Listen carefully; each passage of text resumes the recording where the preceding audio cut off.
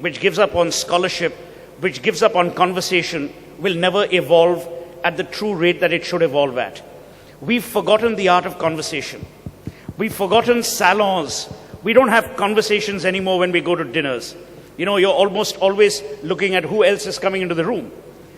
These are the things that build grace. These are the things that build knowledge. I've always said, in order to be interesting, be interested. We have, you know, tunnel vision as far as our interests are concerned. Most men in Delhi either talk about Advani, Sonia, or money. Most men in Bombay either talk about Deepika Padukone or Ranbir. I mean, you know, you've got to move beyond. And I believe that we are not embracing that larger world that we must. And I keep telling people, I mean, to this day, and I'm not exaggerating, Bachi knows this, a lot of my friends, I do about 6 to 7 books a week. Not because I have to, but because I want to. And you read across the spectrum. And as long as you don't read, and as long as we don't as a society read, we will be a very limited society. And my final piece of advice that I give young people is, when we grew up in Calcutta, and I must say this in front of a gentleman who's sitting here, Kumar Mangalam Birla, I remember doing a play, acting in that play as Bhutto, which we staged for his dad's organization in Bombay. And I've told Kumar this story earlier. The only thing that I treasure from that performance was a Mont Blanc pen that his dad whipped out and gave to me for that performance. These things stick in your mind because there were people who would encourage the arts. We grew up in a city in Calcutta, and his aunt Manju Sri, you know, we were all part of this Kala Mandir, and then Sanskriti Sagar began. You were encouraged to public speak.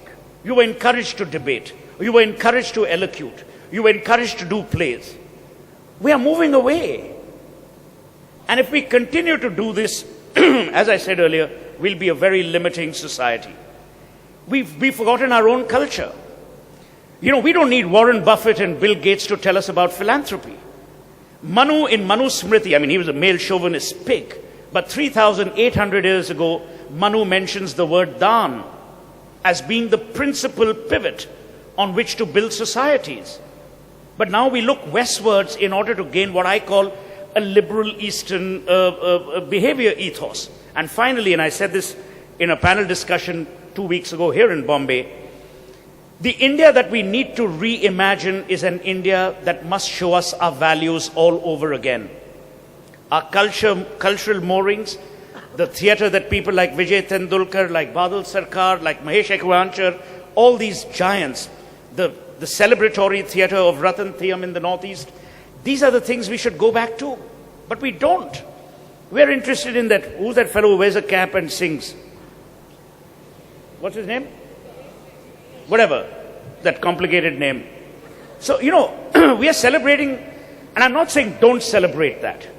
I admire the work, and I'm not saying this jokingly anymore. I admire the work that people like Tasneem are doing. We need to rebuild our museums. We don't have museum tours in schools anymore.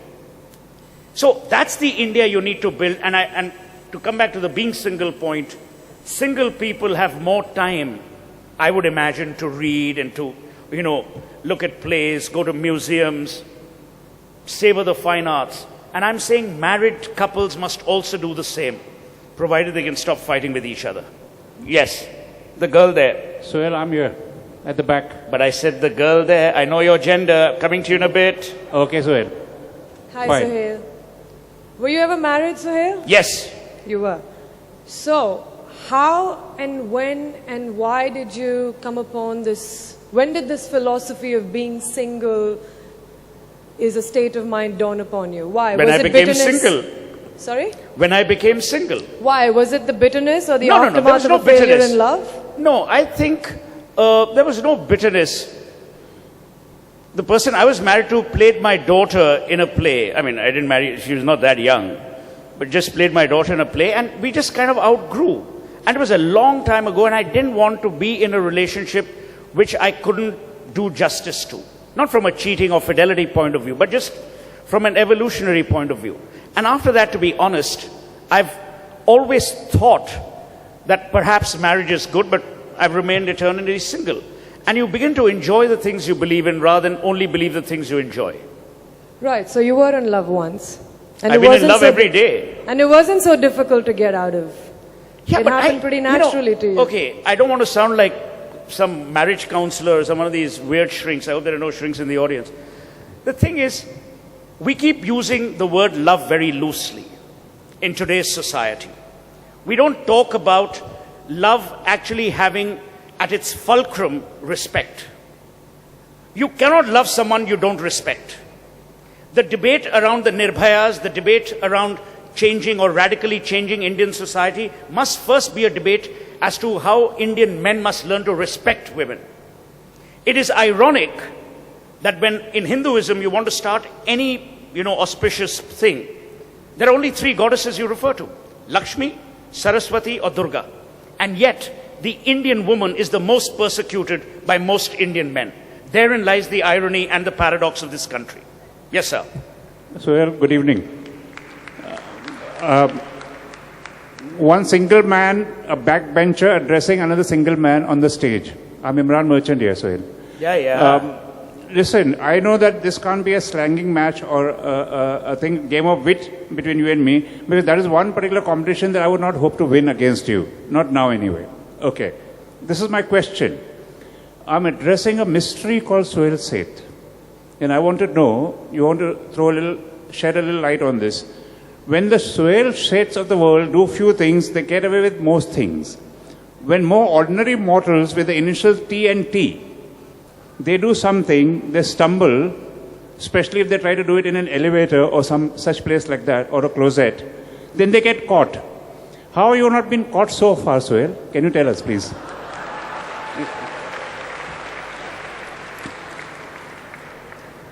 Obviously, you're a plagiarist still, because this is a question asked to me by Arnab, and he says, how come you haven't got caught? And now I'm saying this seriously. Never seduce a woman through power. Only seduce a woman through charm. When you use power, you abrogate all responsibilities of civility. And I don't think that's the kind of person you want to be. I certainly don't want to be that kind of person. Yes, there's a girl with a cap and with a beret, and then there's a... Can you just pass on the mic?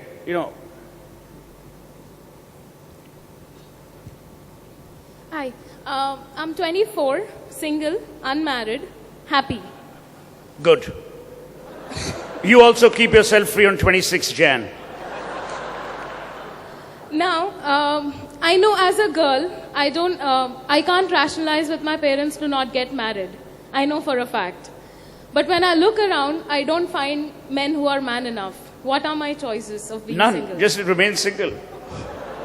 Just remain single. Start a restaurant. No, or but a library I will or have something. to get married, I know.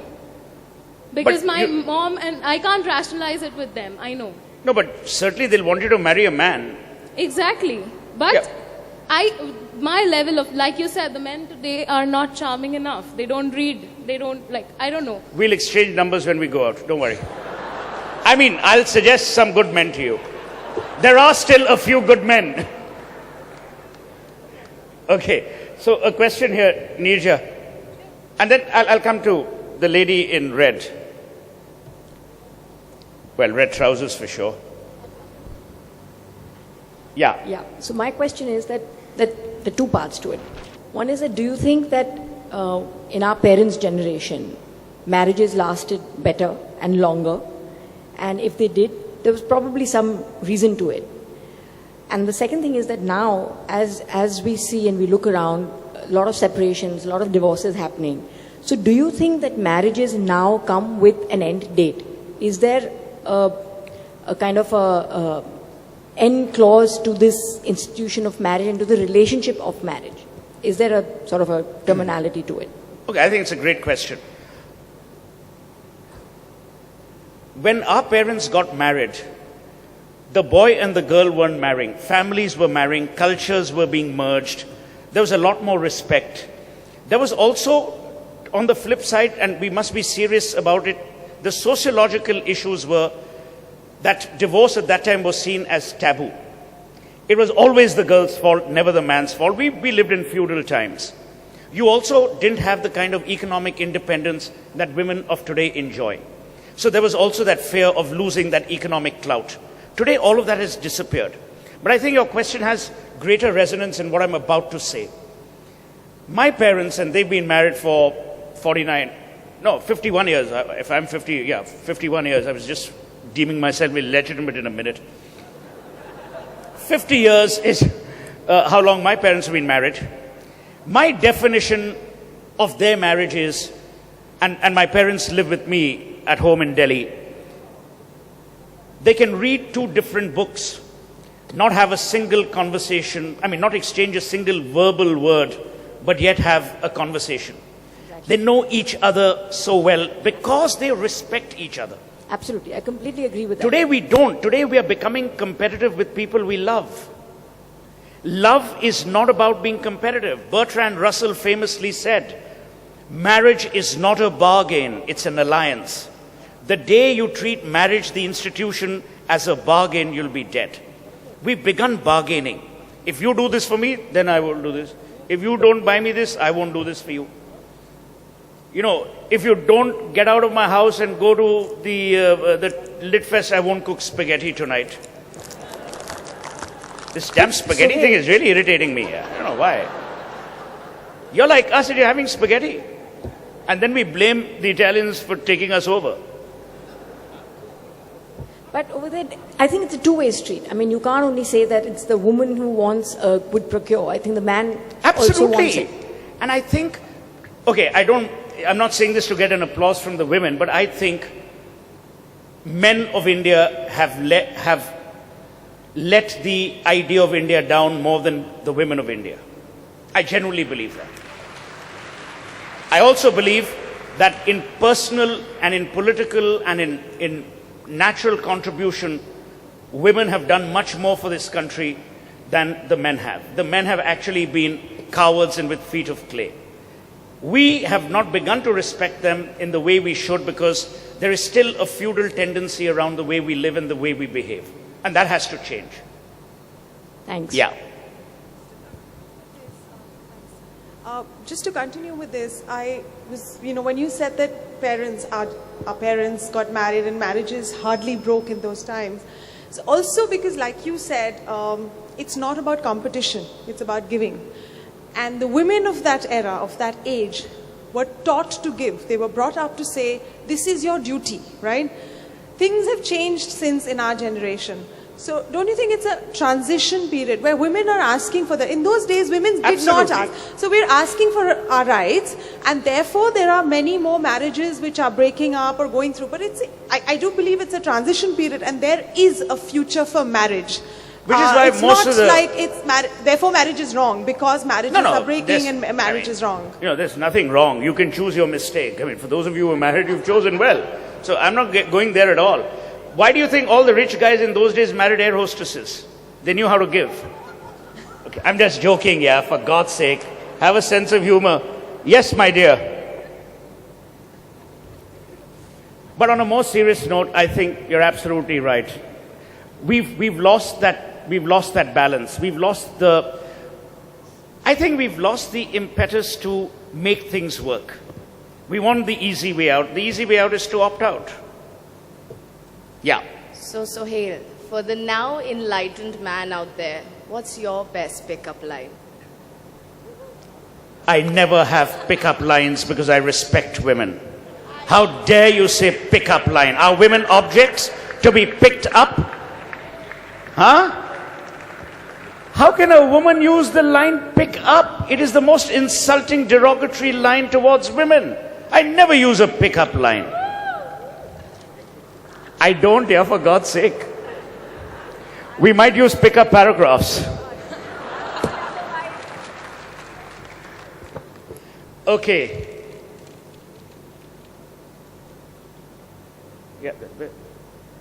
Yeah. Yeah, hi. So I think should we all carry the thought back after this debate that relationships really come with an expiry date now and once you overgrow that love, it's time to walk out of it? Is that the thought one needs to carry back with this conversation? Yes and no. That's as good an answer I can give. No, on a serious note, look, it all depends on individuals, yeah. You know, they could have asked Uddhav Thackeray to talk about marriage, but they asked me to talk about being single. That's the thing. So to each his own. I think none of us can decry marriage, as we shouldn't. Our parents were married, are married. I think what my belief is that being single, to my mind, is a state of mind, and for some of the reasons that Nija touched upon and that Bachi earlier spoke about, we've become very impatient with everything around us. We've become a nation of instant coffee. When you become impatient with everything around you, you lose the power to sustain and the power to endure. Relationships have endurance as their critical ingredient, if not the only ingredient. And we don't want to endure. Okay, last question, because I've run like really. Okay, so the lady and the gentleman behind, and the lady there, that's it, yeah. You can ask me outside. Okay. Okay, yeah, I just want to ask you, how do you really resist the temptation of falling for someone? Okay, I know I have been following this idea of being single, but then it has been very difficult. Do you just like close your eyes and like, okay, no, I don't like him, but that's been very difficult. How do you really follow that? Follow what? Not really liking someone. Like, how can you be single, happily single, but you do like someone, but then you said, no, I'll be single, I just won't like anybody. And I didn't say I didn't like, I said single versus marriage. You don't have to, eat every dish you see, but that doesn't mean you can't see every dish that's placed in front of you. I mean, that's the whole concept of buffets. But then wouldn't you want to have it once you